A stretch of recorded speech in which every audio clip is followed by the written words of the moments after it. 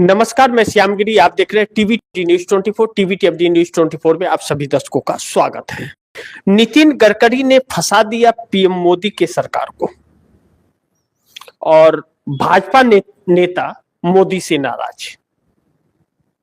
अब इस पर जरा आप दर्शकों को मैं रोशनी डालूंगा कि किस तरह से भारतीय जनता पार्टी की खबरों को कैसे छिपाया जाता है, कि भारतीय जनता पार्टी के अंदर जो बगावत के सूर हैं, अगर मीडिया के सामने मीडिया उसे दिखा दे पूरी तरह से देश के सामने, तो पता नहीं कितने इस्तीफे हो जाएंगे और भारतीय जनता पार्टी की जमानतें जब्त हो जाएंगे।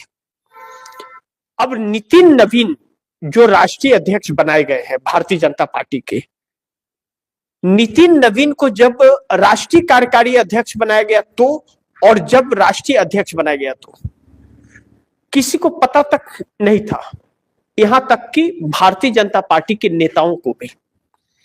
अचानक नितिन नवीन को राष्ट्रीय कार्यकारी अध्यक्ष बना दिया गया। आप दर्शकों को मालूम होगा, उस दिन रामलीला मैदान के अंदर राहुल गांधी की रैली चल रही थी। उसी दिन राहुल गांधी की रैली को न दिखाया जाए, नितिन नवीन को दिखाया जाए। मैनेजमेंट, हेडिंग मैनेजमेंट मीडिया में। लेकिन सच को आंच कहा राहुल गांधी के में और नितिन नवीन में बहुत, नवीन को कोई जानता नहीं। अब ऐसे में नितिन नवीन को लेकर के राहुल की तुलना करना अच्छी बात नहीं है, क्योंकि इससे राहुल का शायद अपमान होगा नितिन नवीन के साथ जोड़ना, तो इसलिए मैं उससे तो नहीं जोड़ूंगा। लेकिन नितिन नवीन को लेकर के भारतीय जनता पार्टी के अंदर जो बगावत है, वैसे ही जैसे नरेंद्र मोदी 2024 लोकसभा चुनाव में 240 सीटों पर सिमटने के बाद उन्होंने भारतीय जनता पार्टी संसदीय दल की बैठक ही आज तक नहीं बुलाई है। तकरीबन 2 साल होने जा रहे हैं और भाजपा के संसदीय दल की बैठक नहीं हुई और नरेंद्र मोदी उसके नेता नहीं चुने गए हैं। वैसे ही नितिन नवीन को भारतीय जनता पार्टी ने नहीं चुना, बल्कि नितिन नवीन को मोदी ने चुन लिया और मोदी का आदेश बस हो गया। कोई माने या न माने, बस उन्हें अध्यक्ष का सर्टिफिकेट मिल गया, बात खत्म। मोदी ने कह दिया कि नितिन नवीन अब आज से हमारे बॉस है। अरे बॉस जनता, इस देश की जनता है, या नितिन नवीन कौन होता है, या मोदी कौन होते हैं बॉस बनने वाला? वो तो जनता फैसला करेगी कि बॉस कौन है देश का। तो इस देश की जनता ने प्रधानमंत्री चुना और नरेंद्र मोदी ने अपना बॉस चुन लिया। तो अभी तक अडानी अंबानी उनके बॉस थे, अब नितिन नवीन हो गए। तो जो था, इसका संकेत बहुत बड़ा था, जो भारतीय जनता पार्टी के अंदर नेताओं ने अब अपना कथन शुरू कर दिया है, उस पर विचार विमर्श करना शुरू कर दिया है। उसी में नितिन गडकरी ने अपने बयानों में जब यह कहा, और लगातार 3-4 दिन से यह माहौल गरमा रहा है, उन्होंने कहा कि अब हम जैसे लोगों के लिए स्पेस खत्म हो गया। अच्छा यही होगा कि इस्तीफा दे करके अपनी इज्जत बचा लिया जाए, इस्तीफा दे करके इज्जत बचा लिया जाए। युवाओं का युग चल पड़ा। अब ध्यान से आप इसे समझिए। मध्य प्रदेश के अंदर मोहन यादव को बना दिया गया, युवा ही है। नायब सिंह सैनी को हरियाणा के अंदर, भजन लाल को राजस्थान के अंदर, और छत्तीसगढ़ में भी वही चीज। हेमंत बिस्वा शर्मा, यह सब जो बनाए गए, या नितिन नवीन जो अध्यक्ष, राष्ट्रीय अध्यक्ष बनाए गए हैं, इन्हें कौन जानता है और कितनी इनकी विसाध है? अपनी सीटों को जीत सकते हैं यह? तो यह रणनीति क्या बनाएंगे? लेकिन नहीं, यह रिमोट कंट्रोल से भरपूर चलेंगे और मोदी का मंदिर बना करके आरती करेंगे और मोदी का आदेश का गुलामी करेंगे। इनकी सोच नहीं होगी, सोच मोदी की ही इन्हें अपनानी पड़ेगी। तो ऐसे में राजनाथ सिंह या नितिन गडकरी, या तो मोदी की सोच को नहीं अपना सकते। नितिन गडकरी तो आज तक हाथ ही नहीं जोड़ा मोदी को, और मोदी के स्वागत में खड़े तक नहीं होते कुर्सी से। और इस बार नितिन नवीन के अध्यक्ष चुने जाने पर योगी आदित्यनाथ आए तो मोदी का हाथ उन्होंने भी नहीं जोड़ा और ना तो नितिन नवीन का जोड़ा। तो अब यह बगावत होने शुरू हो गए हैं।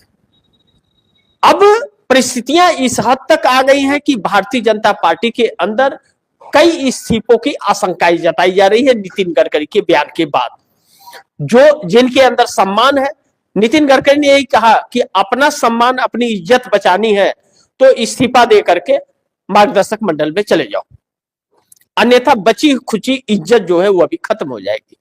ऐसे में नितिन गडकरी बगावती मूड में दिख रहे हैं और इसके पहले भी नितिन गडकरी बहुत सारे बयान दिए हैं।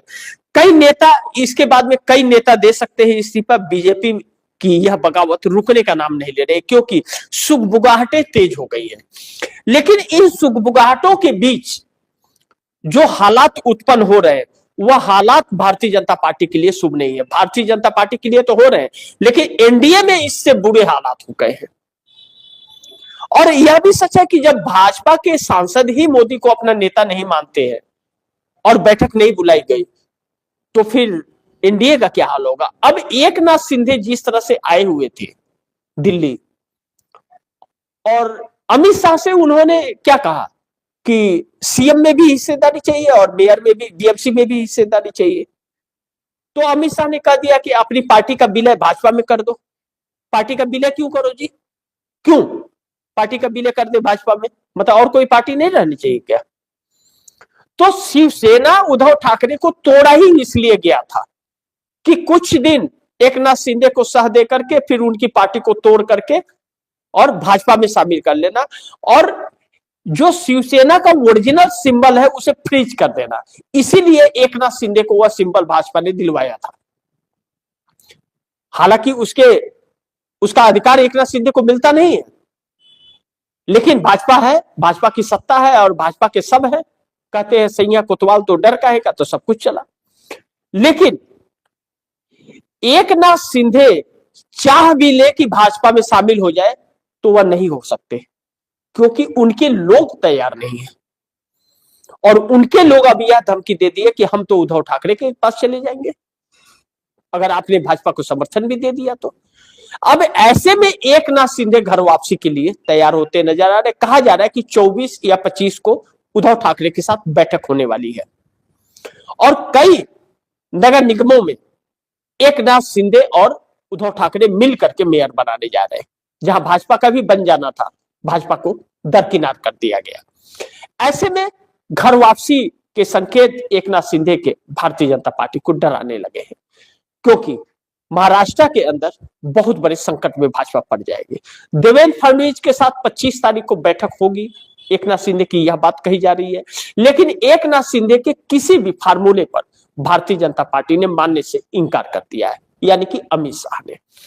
ऐसे में उद्धव ठाकरे की तरफ नजदीकियां बड़ी तेजी से बढ़ रही है वो एकनाथ शिंदे की। और कहा जा रहा है कि एकनाथ शिंदे के बेटे श्रीकांत शिंदे की मुलाकात उद्धव ठाकरे से हुई है और एकजुट होने की बात कही जा रही है। अब ऐसे में महाराष्ट्र बीएमसी के अंदर भी इंडिया गठबंधन की सरकार बन जाएगी, बीएमसी का मेयर इंडिया गठबंधन का होगा। अब ऐसे में महाराष्ट्र के अंदर भारतीय जनता पार्टी के ऊपर जो संकट आन पड़ा है उस संकट का निवारण होता हुआ नजर नहीं आ रहा है क्योंकि अजीत पवार और एकनाथ शिंदे दोनों घर वापसी की तरफ कदम बढ़ा दिए, जो भारतीय जनता पार्टी के लिए एक नई मुसीबत और नई संकट ला करके खड़ा कर दिया है। ऐसे में भारतीय जनता पार्टी का रुख क्या होगा यह वक्त बताएगा, लेकिन अजीत पवार और एकनाथ शिंदे दोनों ही अगर भाजपा का दामन छोड़ रहे हैं तो फिर ऐसे में भारतीय जनता पार्टी की महाराष्ट्र की सरकार भी गिर जाएगी, जो इंडिया गठबंधन के हाथ में चला जाएगा। ऐसे में आने वाला वक्त बड़ी चुनौतीपूर्ण है, देखना यह महत्वपूर्ण होगा कि क्या होता है। लेकिन कर्नाटक से भी कुछ खबरें अच्छी नहीं आ रही है। कर्नाटक में महानगर निगम का जो चुनाव 5-6 निगमों का होना है उस पर लेकर के कर्नाटक की कांग्रेस सरकार ने बैलेट पेपर से चुनाव कराने का ऐलान कर दिया है कि बैलेट पेपर से चुनाव होगा और बैलेट पेपर के चुनाव में भारतीय जनता पार्टी अपना वजूद खो बैठती है। ऐसे में भारतीय जनता पार्टी बौखलाई और छटपटाई हुई है। लेकिन दूसरी तरफ नीतीश कुमार का यह कहना कि बिहार के अलावा भी जेडीयू को मजबूत करना है और अपना जनाधार बनाना है, तो भारतीय जनता पार्टी को दिक्कत हो रही है, क्योंकि फिर तो सत्ता परिवर्तन की नजर साफ नजर आ रही है बिहार के अंदर। लेकिन दूसरी तरफ चंद्रबाबू नायडू भी इसी बात को कह रहे हैं कि केंद्र की राजनीति करना चाहते हैं, जो भारतीय जनता पार्टी के लिए और संकट हो जा रहा है।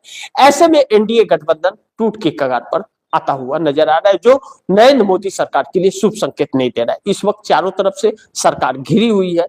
देखना यह महत्वपूर्ण होगा कि आगे क्या होता है। जो भी होगा, खबरें आप दर्शकों तक लाता रहूंगा, लेकिन आप दर्शकों की क्या राय है, क्या सुझाव है, कमेंट बॉक्स में जरूर दीजिएगा। इस खबर को ज्यादा से ज्यादा आप लोग शेयर कीजिएगा, अपने दोस्तों को भी कहिएगा आगे शेयर करें।